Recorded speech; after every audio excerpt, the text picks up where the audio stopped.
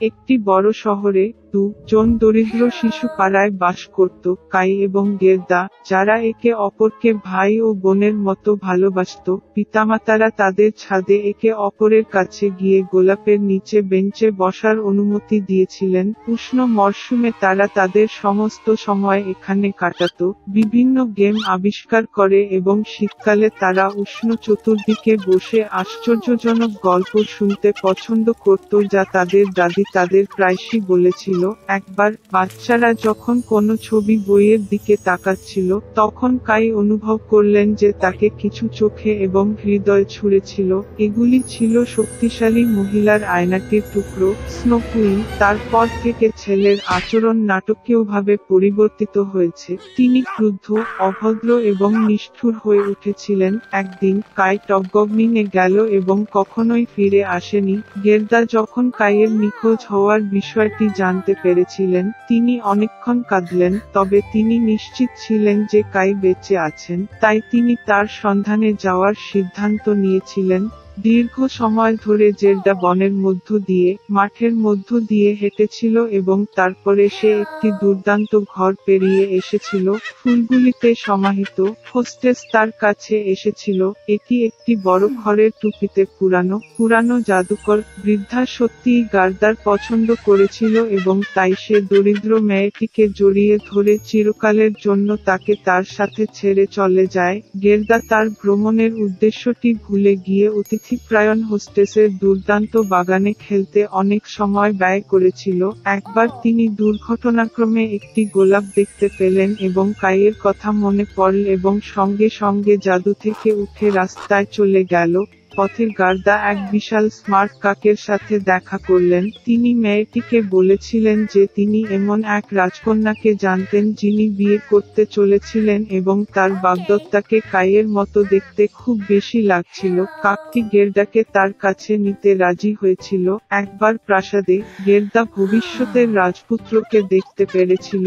দুর্ভাগ্যক্রমে এটি কাই ছিল না। রাজকন্যা মেয়েটির দুঃখজনক কাহিনী শুনে তাকে একজন কোচম্যান এবং চাকরদের সাথে জুতা, একটি মাফল এবং একটি দুর্দান্ত পোশাক উপহার দিয়েছিল, আর গের্দা ধাক্কা মারল রাস্তায়।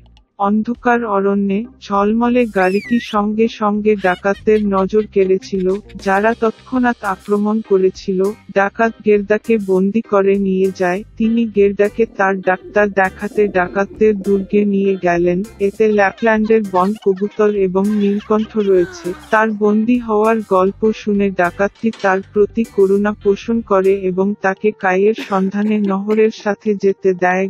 রেইন্ডার মেয়েটিকে বুড়ো ল্যাপল্যান্ডের মহিলার কাছে নিয়ে আসে। সে ক্লান্ত মেয়েটিকে গরম করে তোলে এবং খাওয়াত। তিনি তার বন্ধু ফিনের কাছে শুকনো কডিতে কয়েকটি শব্দ লিখেছিলেন, যিনি স্নো কুইনের প্রাসাদের কাছেই ছিলেন। মেয়েটিকে সাহায্য করার জন্য বলেছিলেন। তিনি গার্ডাকে বুঝিয়ে দিয়েছিলেন যে কাইয়ের খারাপ আচরণের কারণটি আয়নার টুকরো যা তার হৃদয় এবং চোখে আঘাত করেছিল এবং উষ্ণ প্রেমময় হৃদয়ের শক্তিতে বরফ গলে না গেলে তিনি কখনোই এক হতে পারবেন না।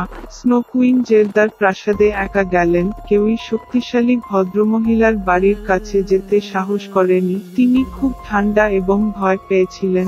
দুর্গে নিজেকে খুঁজে পেয়ে গের্দা আশ্চর্য হয়ে গেল যে তিনি কতটা ঠান্ডা, নির্জন এবং মৃত।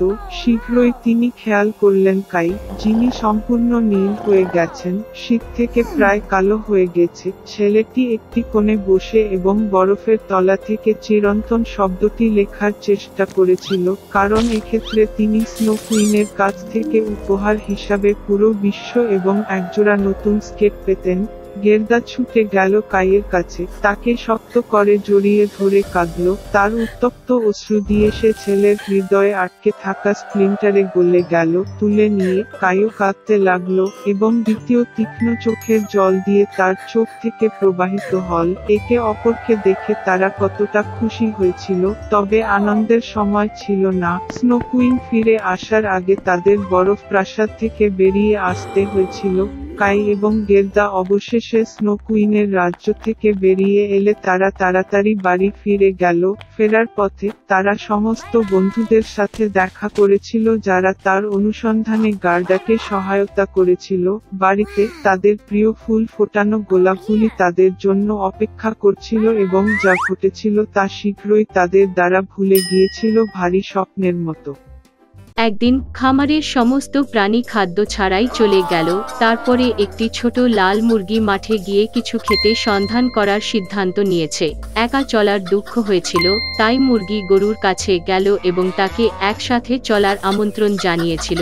তবে গরু কোথাও যেতে চায়নি এবং তাই বলেছিল যে সে খুব গরম এবং সে খামারে থাকবে। ওয়াও! তারপরে মুরগি শুয়োরের কাছে গেল, কিন্তু সে তার শীতল ঠান্ডা ছেড়ে যেতে চাইল না।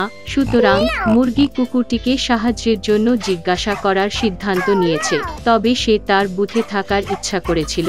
অবশেষে মুরগি হাঁসের কাছে গেল। কিছুক্ষণ চিন্তাভাবনা করার পরে তিনি পুকুর ছাড়তেও রাজি হননি। কেউ মুরগির সাথে যেতে চায়নি, তাই তাকে একাই খাবারের সন্ধান করতে হয়েছিল। সুতরাং একটি মুরগি মাঠ পেরিয়ে গমের বেশ কয়েকটি শস্য পেয়েছিল। আনন্দিত সে খামারে ফিরে এসে সিদ্ধান্ত নিয়েছে যে তার বীজ পাওয়া গেছে। প্লান্ট মুরগি ভেবেছিল বন্ধুরা তাকে সাহায্য করতে পারে। তিনি গরুর কাছে দানা দেখালেন এবং তাদের একসাথে রোপণ করার প্রস্তাব দিয়েছিলেন, তবে গরুটি তখনও খুব গরম ছিল। তারপরে মুরগি শুয়োরের কাছে গেল, কিন্তু সে সাহায্য করতে রাজি হল না। তো মুরগি কুকুরটির দিকে ফিরল, তবে সে বুথ ছেড়ে যেতে চাইল না। শেষ মুরগি হাঁসের কাছ থেকে সাহায্য চেয়েছিল, কিন্তু সে তার প্রিয় পুকুরে থাকার সিদ্ধান্ত নিয়েছে এবং মুরগির একা বীজ রোপণ করতে হয়েছিল। সপ্তাহ কেটে গেল, বৃষ্টি শুরু হল এবং বীজ ফুটেছে। এটি তাদের আগাছা মূল্য হবে। তারপরে মুরগি তার বন্ধুদের জিজ্ঞাসা করল কে তাকে সাহায্য করতে পারে। গরু বলল আজ বৃষ্টি হচ্ছে। শুকুরটি নড়াচড়া করতে চায়নি, কুকুরটি নোংরা হতে ভয় পেয়েছিল এবং হাঁস তার স্বাস্থ্যের বিষয়ে অভিযোগ করেছিল এবং আবার মুরগি নিজেই সবকিছু করতে হয়েছিল। ছোট্ট লাল মুরগি একা বিছানায় আগাছা ফেলে। কিছুক্ষণ পরে গম বেড়েছে এবং সময় কাটার সময় হয়েছিল। তারপরে মুরগি তার বন্ধুদের একসাথে গম সংগ্রহ করার আমন্ত্রণ জানিয়েছিল, তবে গরুটি খুব ব্যস্ত ছিল। শুকুরটি তার কোলাহল থেকে বেরোতে চায়নি, কুকুরটি তার বুথে লুকিয়েছিল, আর হাঁসটি মোটেও মুরগির কথা শোনেনি। তাই ছোট্ট লাল মুরগি রাত অবধি কাজ করত। সে কানে কানে গম কাটছিল। অবশেষে সময় এসেছে দানাগুলিকে ময়দা হিসাবে পরিণত করার। মুরগি আবার তার বন্ধুদের সাহায্য চাইতে গেল। তখন গরুটি বলেছিল যে দুধ দেওয়ার সময় এসেছে এবং শস্যাগার ছাড়তে অস্বীকার করেছিল। রিফিউজের শুকুরটিও কোনো সাহায্য করতে চায়নি। কুকুরটি বলেছিল যে সে কিভাবে আটা তৈরি করতে জানত না এবং হাঁসটি পুকুরে সাঁতার কাটতে খুব ব্যস্ত ছিল। ছোট মুরগি নিজেই গম কেটে আটাতে পরিণত করে। শেষ অবধি সুস্বাদু রুটি বেক করার সময় এসেছে। মুরগি তার বন্ধুদের কাছে সাহায্যের জন্য ফিরে আসে, তবে গরুটির কাজের জন্য সময় ছিল না। শুকুর সাহায্য করতে খুব ক্লান্ত, কুকুরটি ব্যস্ত ছিল এবং হাঁস বলল যে সে কিভাবে রুটি বেক করতে জানত না। এবার মুরগি সত্যি রেগে গেল। তিনি রান্নাঘরে গিয়েছিলেন এবং তিনি জমি থেকে নেওয়া ময়দা থেকে ময়দা গড়িয়েছিলেন। তিনি নিজেই এটি ছাঁচে রেখে চুলায় পাঠিয়ে রুটি বেক হওয়ার জন্য অপেক্ষা করলেন। তাজা বেরপণ্যের সুগন্ধ চারদিকে ছড়িয়ে পড়লে মুরগি চুলা থেকে রুটিটি নিয়ে যায়। তিনি বাগানে বাইরে গিয়ে টেবিলে বসে তার বন্ধুদের ডেকে পাঠালেন। তাজা রুটি দেখে খামারের সমস্ত বাসিন্দা মুরগির চারপাশে ভিড় করেছিলেন। তারা সকলেই ভালো খেতে চেয়েছিল, তবে মুরগি বলেছিল যে সে তার বন্ধুদের সাথে ভাগ করে নেবে না। সর্বোপরি তিনি নিজেই রুটি তৈরি করেছিলেন এবং তাই কেবল তিনিই খাওয়ার যোগ্য ছিলেন এবং দুর্দান্ত ক্ষুধা নিয়ে মুরগি রুটির দিকে ঝুঁকতে শুরু করে। তবে তার বন্ধুরা ক্ষুধার্ত হয়ে পড়েছিল, তা নিয়ে তিনি কিছুতেই আসতে পারেননি। তারপরে মুরগি খাবার ভাগ করে নেওয়ার সিদ্ধান্ত নিয়েছে, তবে কেবল যদি তার বন্ধুরা তাকে সবকিছুতে সাহায্য করার জন্য প্রতিশ্রুতি দেয়।